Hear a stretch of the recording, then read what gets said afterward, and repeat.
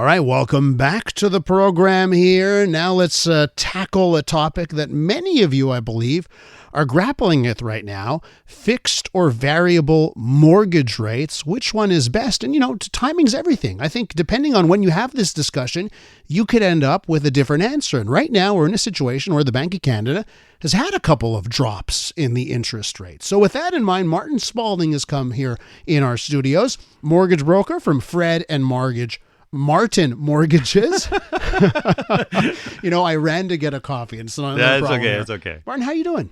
I'm well. Yourself? Doing well. And you got Under One Roof on CJD, right? The big show. 12 to 1 on Sundays. Fantastic. Hosted by Robin Flynn. Yes. With Fred and I and LJ Aguinaga from LJ Realties. And you guys have such a good dynamic together, so I love listening to the show when I'm in my car on Sundays.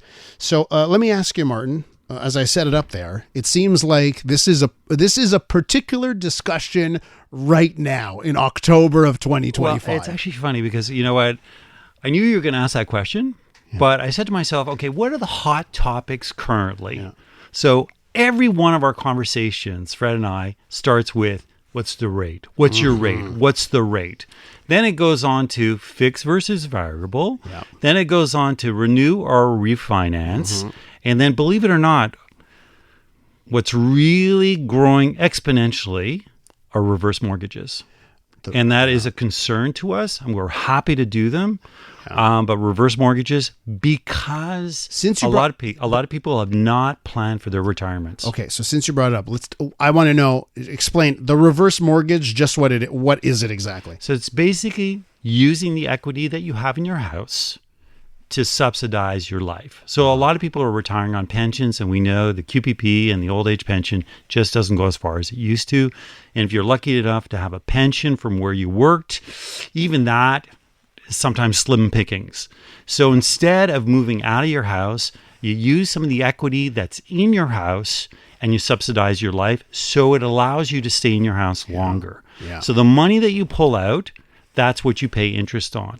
But the beauty of a reverse mortgage is you don't have to make any mortgage payments, nor that you have to pay the interest. So it immediately improves your cash flow situation. Downside is your kids might say, hey, that's my inheritance you're spending. But with all due respect, they got a lot more runway ahead of them than you do if you need a reverse mortgage, because people who qualify for a reverse mortgage need to be 55 and over. Okay, and the other thing here is that, we know what's happened with the price of homes, especially in Montreal. They've gone up and up. Like, I'm looking at the market right now, trying to buy a single-family home.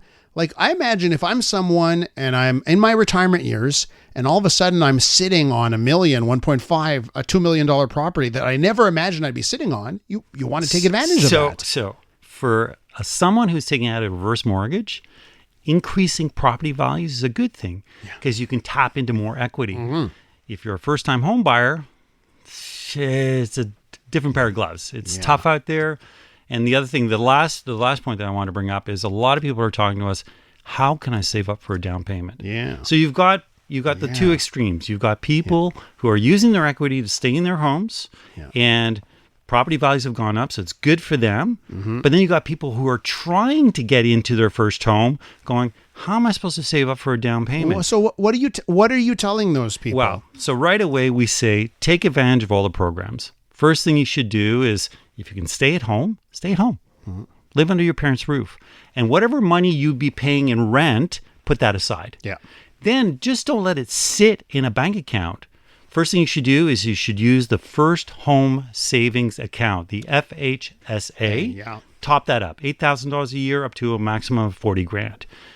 With the tax return that you get, you can roll that back in, or then you can go to the next layer, which is your RSP. And that account, everything you make in that account is also not taxed? Is that? It's you get a tax deduction on the way out, and it's tax-free on the way, you get a tax deduction on the way in, and it's tax-free on the way out. Yeah. So once you get your return, roll that return back into the FHSA. But if that's topped up, then start topping up your RSP, because you'll get a return from that.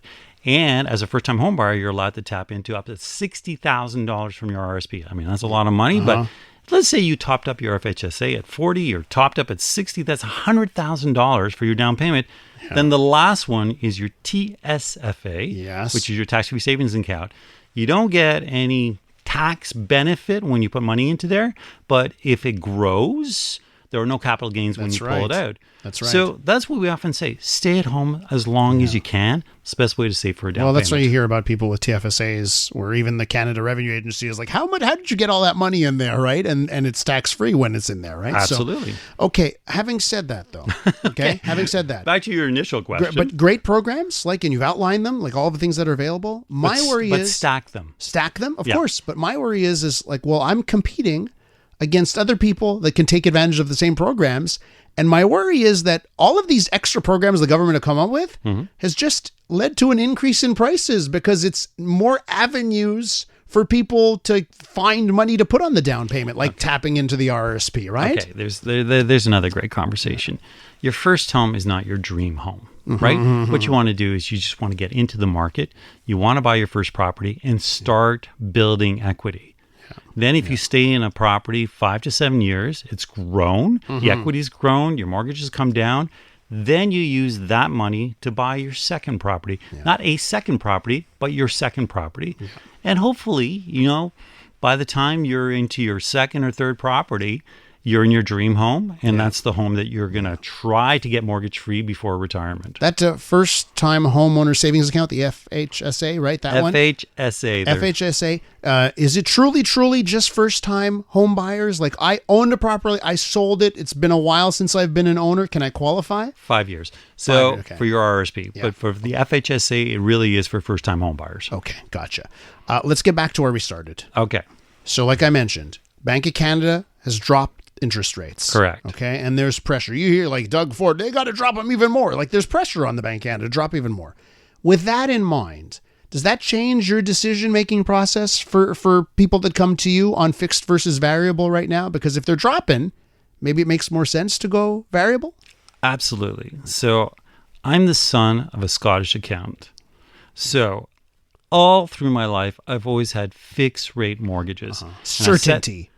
I want to know exactly what it's going to cost me on a monthly basis over the next 3 to 5 years. That way I can budget. Type A personality, very much more a quantifiable guy than more of a, I'm more of a, quantifiable guy than, what's the opposite? Qualitative, that's it, sorry. So, but this is the first time where I would honestly say that if I was in the market for a mortgage, I would go variable.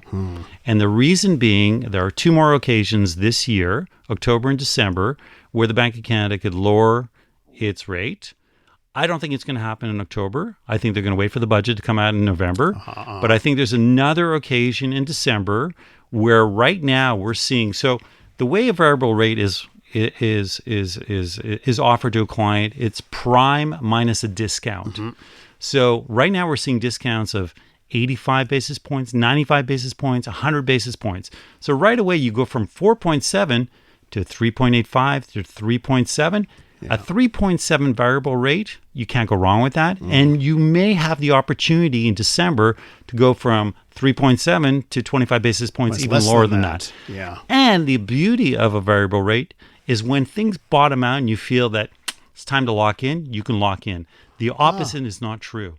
So I was going to ask you, are you a variable rate guy or a fixed rate guy? So I've seen the historical data, right? The historical data historically was variable wins. Always on the winning side of the ledger. Well, lo and behold, when I did buy my place, and again, I've sold it since then, but when I bought it and a question came and I was like, variable. But when it came down to it, the rates were so low at the time. Remember, we were in low rates. I said, it's a great rate. I'm locking it up. I went with certainty. Now, as it stands, probably worked out because rates started to edge upwards afterwards. Correct. So, I got lucky in that sense. But in my mind, I've always been variable. But the one chance I had at making that decision in real life, I went with fixed. But there was a sticker shock, right? A lot of people refinanced during COVID, got 175. Now they're renewing. So 60% of mortgages across Canada are renewing in the next couple of years. Yes. And a lot of people are hitting a sticker shock. They're going, whew, I had a 175 and now you're quoting me a low 4 or a high 3. How am I going to afford that? thank God that when they qualified for the 175, there was a stress test.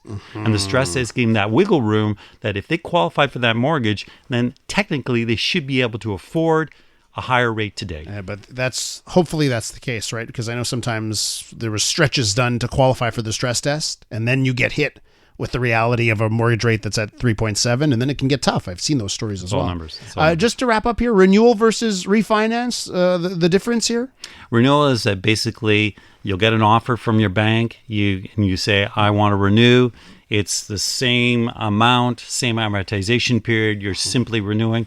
Refinancing, if you're carrying a lot of bad debt and you want to consolidate that under a new mortgage, basically refinance, you're starting anew. Gotcha. And you have to requalify. Okay. Martin, we're going to have to leave it there. Always great chatting. And thanks for coming in. Absolutely. Martin Spalding, mortgage broker from Fred and Martin Mortgages. And of course, you can hear his show Under One Roof, Sundays at noon. 12 to 1. 12 to 1. I'm Dylan Playfair. And I'm Tyler Smith. We're putting loneliness in the penalty box by talking to some of our favorite athletes about the importance of friendship. This is Bromance. Bromance is brought to you by Charm Diamond Centers, proudly Canadian-owned and operated. Charm has been part of your love stories and bromances for over 50 years. And you can find Bromance on the iHeartRadio network or wherever you get your podcasts.